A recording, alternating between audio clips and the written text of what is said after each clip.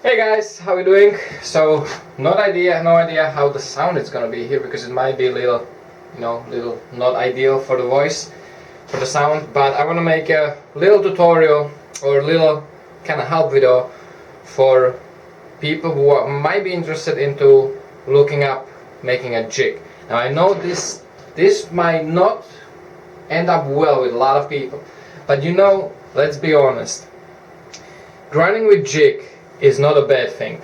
Once you learn freehand, because obviously you want to know freehand, you want to be good at freehand grinding, which at this point I do consider myself decent with the freehand grinding. I can grind well with freehand. Now the next logical step as a businessman, as a guy who tries to earn living by doing this, is to make this easier for me, more relaxing, not so crazy. It's not an easy thing to grind freehand when you're trying to make nice good grinds, like this with, when you're talking fancy grinds where you have the flats, the armage, and you have the swedges and all that stuff. So it's not the most relaxing thing. So the best option is the jig, at least to help with the main, the primary grinding, which is the most important, that kind of sets everything first, and you can do the smaller things from there. So jig is not a bad thing, it is a help. And what I did was I learned it from Frank. Frank showed me the beauty of jig and kind of simplicity also. So what I did was, I don't have a folder blades here, that's why I'm doing fixed blades now for a little bit. And I matched this first jig for my fixed blades, and actually I forgot them here. Let me go to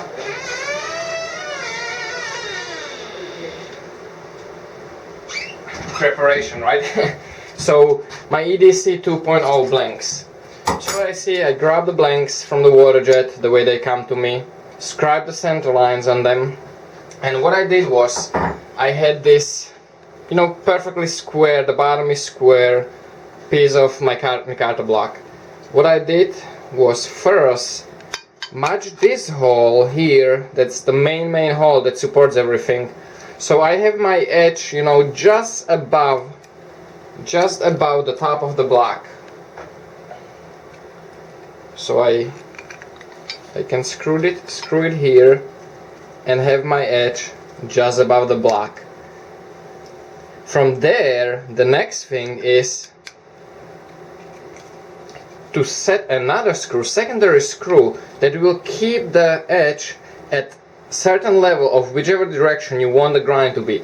So if I set it perfectly straight with the top of the block, which is a square, the grind will go pretty much the same exact way. So whichever way is this, the top line, that's the way the grind line, the line will be. If I desire, I can tilt it all different direction and the line will go that way. So if I tilt it this way, the line will go this way, the straight line, but I will have to overcorrect a lot because this is obviously so much lower than this. So you have to correct that a lot. But if I do it just nice and straight, which is actually what you see most of the time, you see that my line here is nice and straight with the top. Just tighten this. This secondary screw was drilled afterwards once I said what the standard is gonna be. It keeps it nice and rigid this way. And I did the same thing on the other side. The way I did it, when I marked the hole, where the hole is gonna be, I just drilled all the way through the micarta block, and actually just hammered in those stainless steel pins that I use for handles, for removable handles.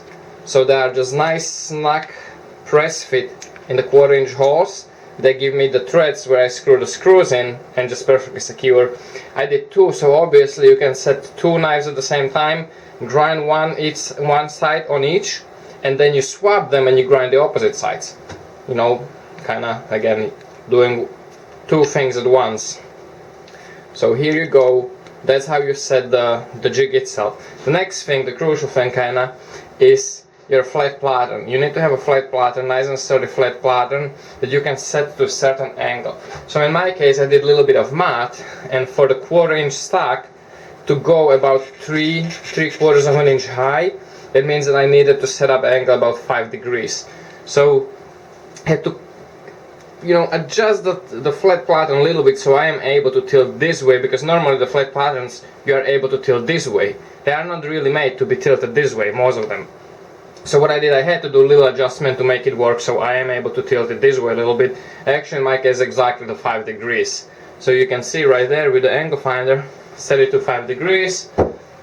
And right now, you know, when I lay this flat, I put the little piece of titanium there to kind of extend it a little longer, so I have a little better sliding, you know, more sliding room. Essentially, I would want this a little longer. I will probably look for something a little longer, just nice straight hinge that I can clamp there and have it even longer. But essentially, this gives me this option, this nice platform where I can, you know, slide the jig left and right without any wobbling and out any walking and all that stuff. What the jig essentially what it does is once you scribe the center line, you know, when you freehand grinding, essentially you're controlling 4 axes. You're controlling this angle, you're controlling this motion, you know, correcting for the tip curvature, and you're also controlling the depth of the grind. So you're controlling 4 things when you're freehand grinding. Those 4 things you're supposed to match on both sides, which can get tricky, and it takes a lot of practice to achieve that, or a lot of time of going back and forth, you know, when you're really trying to do it, and before you get the skills and getting used to it, it just takes a lot of time to go back and forth to try to make it perfect. So what the jig essentially does, if you think about it, it eliminates this control out of the equation, and the angle control, this control. So 2 of those 4 it eliminates. So it's only half of the work, and at this point you're controlling only the depth of the grind, which is kind of, you know, straightforward. Your scribe line gives you that option, so you can kind of see from the top, because the angle doesn't change. You can really go just by looking how far away from the scribe line you are, you know, how much you ground over already. It's kind of foolproof. And you're controlling your angle this way, which again you can actually control that again just by looking at how far your grind is from your center line. So very, very simple, and it really does, you know, it makes it a lot easier. And I'm gonna just give you a little preview, just a quick pre-grind, just quick grinding. I'll put the mask on, so I'm not gonna talk, and it's gonna get loud, so, you know, get ready for it. But just so you kind of see it in action.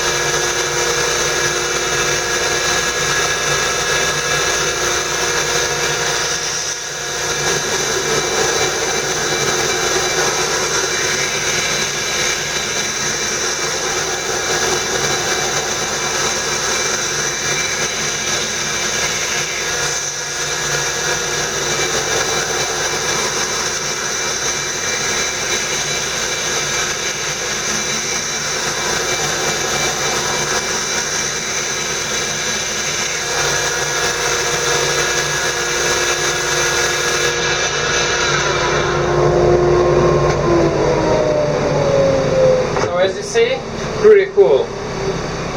Just, it still didn't even reach a stripe line, but you see that it's just nice and relaxing grinding.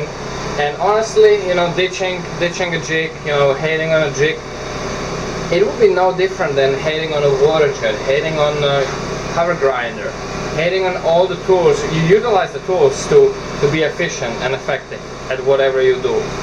So, you know, there's no reason to hate on things that help you be better, make better product, and you know, make more of it. So it's just logistics and being smart. So guys, hope you enjoyed it. Like I said, it's very simple to do. I do recommend trying, you know, work hard on the actual freehand grinding, because you cannot do everything with this. You cannot have this set up for every single blade. Not every blade shape is gonna work there really. Most of them will, and you can get around. You know, you will make it happen. You can make it happen. But sometimes it just it would be more time efficient, maybe even work efficient, if you just do it freehand instead of trying to set up the jig and trying to figure out how to use the jig for it. So I definitely recommend knowing your freehand grinding and be good at it, but it's a no-brainer. It's pretty awesome. So guys, I hope you enjoyed it. Thank you for watching. Thank you for all the support. Take care, stay safe, and remember, don't cut yourself.